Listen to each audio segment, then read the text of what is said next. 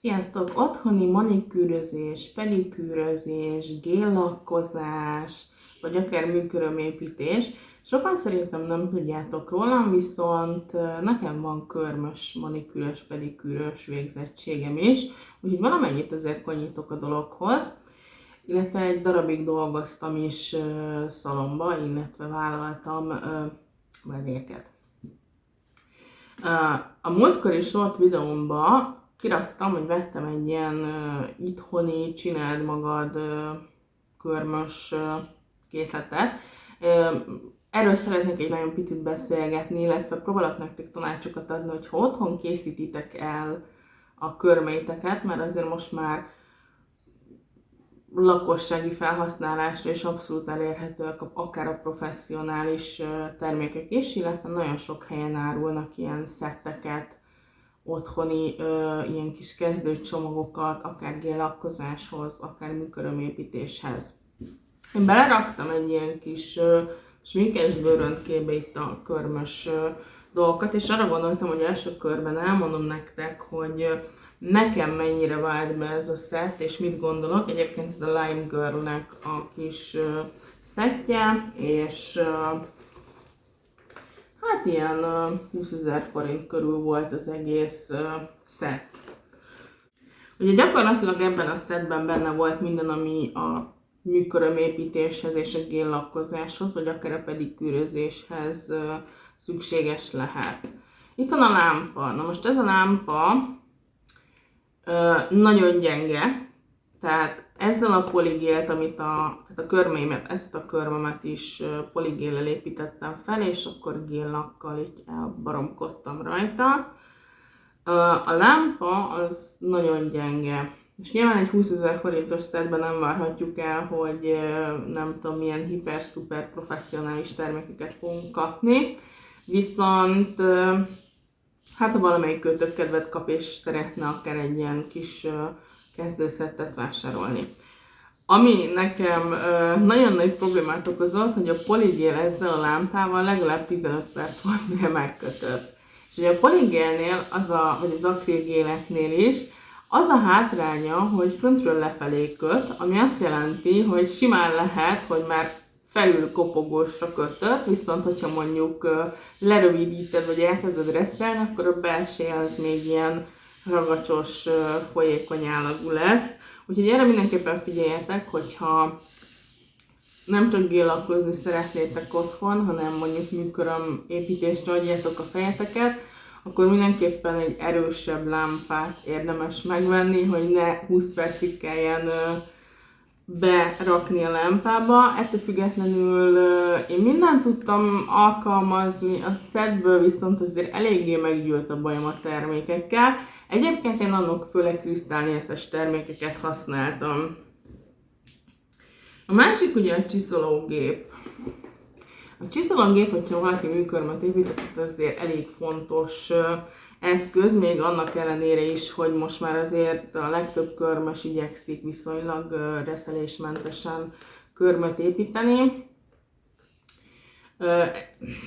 Nem mondom azt, hogy használhatatlan, de hogy is sokra nem lehet használni.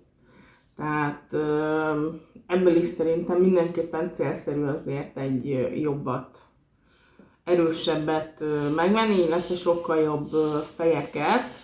Tehát maga a teljesítménye sem túl jó, illetve ami nekem nagyon nem tetszik ennél a gépnél, hogy ha így kicsit erősebben rányomom a körmömre, akkor konkrétan így lestoppolja a fejet.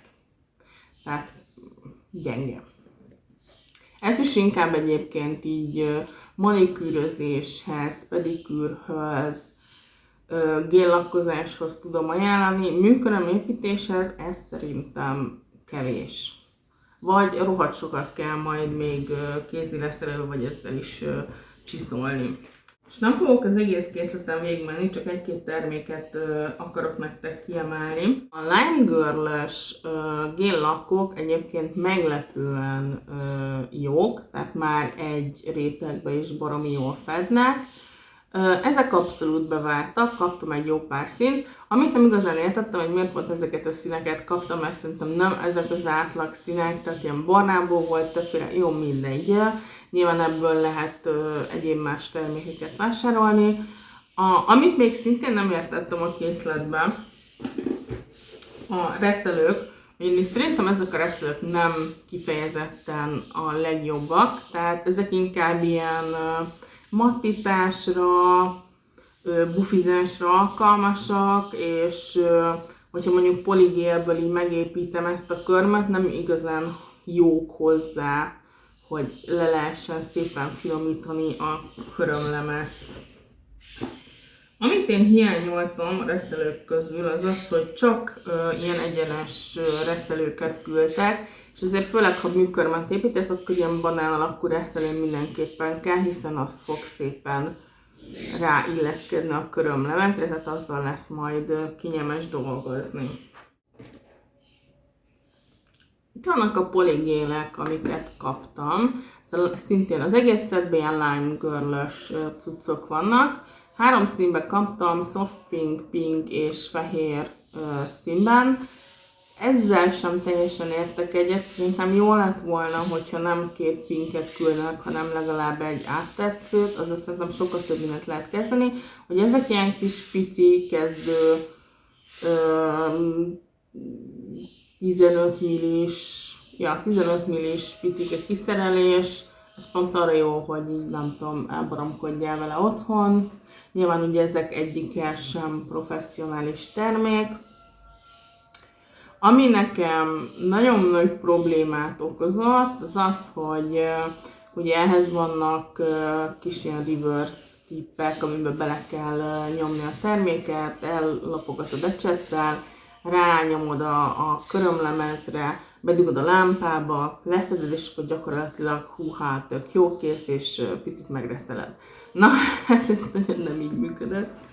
A tippek, amiket adtak a szethez, szinte egyike sem illeszkedett rendesen a körömlemezemre. Hozzáteszem, nekem elég nagy, széles körmeim vannak, tehát hogy nem átlag, mert az átlagnőknek nagyon pici kis apró körmeik vannak. Nekem inkább ez a nagy. Úgyhogy, ja, ez azért okozott némi problémát. A másik az, hogy maga a termék nagyon kemény. Borzasztóan nehéz volt kinyomni a tubusból. Én még sosem dolgoztam poligéllel, akrégéllel. Én 15, nem tudom hány évvel ezelőtt, amikor a körmös suliba jártam, akkor még nem voltak ilyen termékek, teljesen más technikákkal dolgoztunk, teljesen más termékek voltak. Ettől függetlenül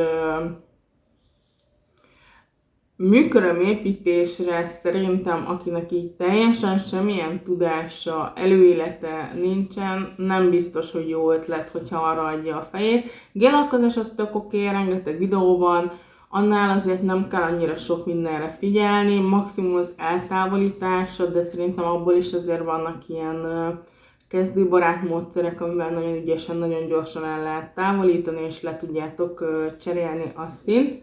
Amit ezzel el akartam mondani, hogy tök jók ezek az ilyen csináld magad körmös szettek, viszont főleg, hogyha semmilyen előélete nincs az embernek körömépítésből, akkor azért ezzel szerintem baromira nehéz megcsinálni egy körmöt. Tehát én azt tudom javasolni, hogy inkább vegyetek meg valamilyen professzionális márkának a termékeit, és inkább ruházzatok be egy picit rá, mert sokkal egyszerűbb, sokkal könnyebb dolgotok lesz vele, és nyilván sokkal tartósabb körmeket is fogtok tudni építeni. Ami viszont fontos, hogy ebben a szedben kifejezetten a manikűr, pedikűr és műkörömépítéshez voltak eszközök. Viszont, hogyha otthon körmözöl, akkor ezt ki kell egy-két dologgal még egészíteni azért, hogy egyrészt, hogy tartósabbak legyenek a körmeid, másrészt, hogy higiénikus körülmények között tegyük azt, hiszen hiába, hogy csak saját magadon alkalmazod a termékeket, ugyanúgy, mint a smink termékeknél az ecseteket, ugyanúgy mindent fertőtleníteni, sterilizálni kell. Nyilván otthoni használatra nem kell egy sterilizálógépet senkinek se beszereznie az eszközöknek, mert teljesen felesleges. Én minden esetben használok külön bőrfertőtlenítőt, illetve eszközfertőtlenítőt, ezt gyakorlatilag már bárhol tudtok vásárolni, a kicsitől a nagy kiszerelésig mindenfélét. Amit én hiányolok a setben, hogy igen, amit én még hiányolok egy picit, és ez géllakkozásnál és mikroörömépítésnél is szerintem nagyon fontos, a bőr előkészítő folyadékok, például egy dehidratáló, egy nail prep, valamilyen primer, 2-3 félét szerintem érdemes használni, illetve amit én mindig használtam, ez a Crystal-Nails-nek az antifungus ilyen gomba elleni szere, ez szintén egy ilyen előkészítő folyadék, nyilván nem feltétlenül kell, hogy bealgásodjon az ember körme, de valahogy ezt mindig így biztonságosabbnak éreztem magamon, meg másokon is, hogyha használtam. Egyébként ezeket a körmöket készítettem vele. Hát őszinte leszek, nagyon meggyűlt a bajom, mert nem próbáltam még ki akrilgélből vagy poligélből professzionális márkát, mert mint mondtam, amikor én ezzel foglalkoztam, még nem volt. Én akkor, javarészt akkor igazán a porcelánkörmök voltak nagyon divatba, illetve a zselés körmök, és volt egy ilyen, nem tudom, akril zselé, ami szerintem már így a poligélnek az elődje lehetett, ilyen UV-re kötő likvidet kellett használni, nem tudom, utáltam. Az volt egyébként hasonló, mint a poligél. Viszont azt is úgy, mint a porcelán, porból, illetve likvidből kellett felépíteni. Az első körmöm, ez már egyébként egy ilyen újra gondolt verzió, mert 3 vagy 4 nappal ezelőtt csináltam meg a körmeimet hétvégén, akkor azért úgy egy jó egész délutánt így estig elszórakoztam a lábammal, meg a körmeimmel, mire nagyjából rájöttem, hogy mi hol merre. Az elsőnél konkrétan az történt, hogy túl kevés anyagot vittem fel, és a szabad szél nagyon szép lett, viszont itt ki kellett töltenem még anyaggal. Utána a többiben már elkezdtem egyre több anyagot pakolni, meg különböző technikákkal felvinni. Volt, hogy kifolyt, elfolyt, elmozdult, csiricsáré lett, minden. Tehát gyakorlatilag minden körben szerintem tök máshogy nézett ki. Úgyhogy nyilván, hogyha valaki megtanul ezzel dolgozni, akkor tényleg megkönnyíti az ember dolgát, hiszen leveszed a sablont, lepattintod, picit megreszeled a körmödet, és hello, kész vagy. Nekem az a tippem, hogy inkább kevesebbet rakjatok bele, és utána húzatok még rá akár több réteget, és úgy építsétek fel, mert akkor már van egy alapotok, mint hogyha egy ilyen kis tit lenne a körmötökön, és arra rá tudtok építeni. Amivel én utána nagyon küzdöttem, hogy tényleg próbáltam úgy megcsinálni, hogy ahogy a videókban látom, leveszem a tippet, kicsit megreszelem és kész, de semmiképpen nem jött össze. Lehet, hogy egyébként én voltam a béna, nem tudom. Ha valaki mégis műkörmözni szeretne otthon, akkor én nem feltétlenül ajánlom neki a poli vagy akril géleket. Szerintem az a legegyszerűbb, hogyha vesz tippeket, vagy sablont, és arra épít magának egy körmöt. De hozzáteszem, mindenképpen nézzetek meg oktató videókat, mert a műkörömépítés az azért egy sokkal összetettebb, meg bonyolultabb dolog, ott azért akár károkat is tudtok a saját körömlemezetekkel összehozni, kireszelitek mondjuk a sarokpontokat, utána benő, begyullad, elreszelitek a körömágyatokat, szintén begyullad, begombásodik, nem tudom, letörik a saját körömlemezeddel, elfertőződik, bla bla bla. Ja, tehát azért ott elég sok minden játszik, még az régőlaknál ez annyira nem, legrosszabb esetben leszeditek, vagy lereszelgetitek. Egyébként szerettem volna egy videót készíteni erről, nagyon örülök neki, hogy nem csináltam meg, mert ez valami katasztrofális lett volna. Hogy végül is annyira nem lett szar a végeredmény, mondom, ez már a 2.0-es verzió. Az elsőnél azért ott így elég hamar feladtam a dolgot, mert szerintem ilyen dél 1 óra körül kezdtem itt a körmözgetést, és valahogy ilyen este 8 óra környékébe fejeztem be, és azért még bőven lett volna mit reszelni rajta, meg nem is lett annyira szép a lakkozás rajta, tehát hogy 3-4 napra rá így, mondom, hát ezért ez nem annyira, és akkor egy picit úgy átreszelgettem, meg lecseréltem rajta a színt. Egyébként tartós, tehát az biztos, hogy nem mondanám meg, hogy ez nem valami professzionális termékből készült. Úgyhogy a génlakok is nagyon jók. Én azért nem tudom, hogyha most Spanyolországba megyek, lesz-e ott. Láttam, hogy ott van Crystal-nél, úgyhogy lehet, hogy majd oda beugrom. Mindenképpen azért egy-két ilyen professzionális eszközzel ki fogom egészíteni ezt a kis szettet. Gyakorlatilag szerintem a poligélek, a lámpa, ami használható, csak nagyon, hát ja, mondjuk akrilgélnél géllakkozásra tök jó a lámpa.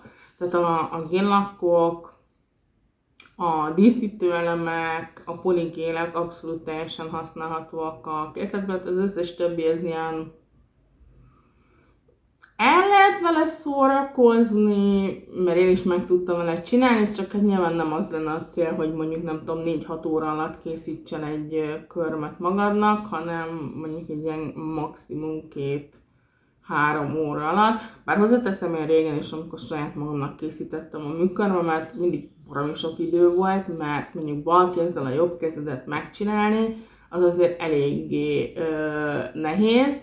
És nálam is pont ez volt, nem tudom, hogy mennyire látszik, elég rendesen elreszelgettem a körmeimnek a megyetető körömágy részt, úgyhogy ez most fáj is egyébként eléggé. Úgyhogy, de majd szeretnék erről is hozni nektek videót, hogy én hogyan szoktam megcsinálni a körmeimet, csak szerintem most így első körben még azért kicsit a készletet kibővítem. Szeretnék még zseléket venni, vagy más akril géleket, meg mindenképpen szerintem egy jobb csiszológépet, vagy csiszolófejeket, mert az nagyon-nagyon meg tudja könnyíteni az ember életét. Sablonokat. Szerintem a poligéleket, meg az akrilgéleket úgy a legegyszerűbb használni, hogyha vagy tippet ragaszt fel az ember, vagy sablont helyez a körme alá, és úgy felépíti. Nekem ez a reverse tip technika, ez nem annyira szimpatikus.